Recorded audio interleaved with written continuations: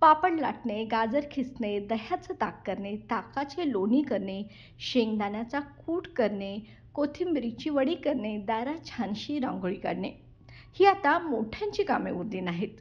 आंतरभारतीय शिक्षण मंडळ संचलित सदर बाजार येथील साने गुरुजी बालक मंदिर येथील चिमुकल्या सवंगड्यांनी अगदी तल्लीन होऊन हम किसी से कम नहीं हे सप्रमाण सिद्ध केलंय. यासाठी निमित्त होतं प्रात्यक्षिक दिनाचं.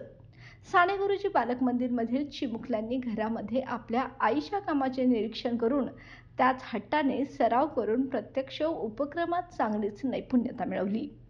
चिमुकल्यांच्या विश्वात काही कलाकुसरही अनुभवण्यास मिळाली. मुख्याध्यापिका सारिका ढेरे आणि उपशिक्षिका संगीता माने यांनी आपले अनुभव कथन केले. कार्यमग्न मुलांच्या चेहऱ्यावरील भाव पाहून रम्य ते बालपण याची प्रचिती आल्याचं त्यांनी सांगितलं. आपल्या मुलांची भावविश्व अनुभवण्यासाठी पालकांनीही गर्दी केली होती. या उपक्रमाचे पालकांनीही कौतुक केलं. कोरगावकर हायस्कूलचे मुख्याध्यापक संजय सौंदलगी आणि सावित्री श्रीधर विद्यालयाचे मुख्याध्यापक राजाराम संकपाळ यांनी साने गुरुजी बालमंदिरच्या चिमुकल्यांचे कौतुक केले.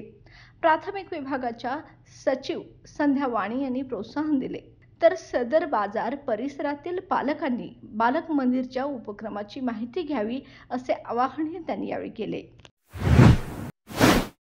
बाळ, फ्रीजमधून श्रीखंड काढ ना. आम्ही पूर्वी घरीच बनवायचो श्रीखंड.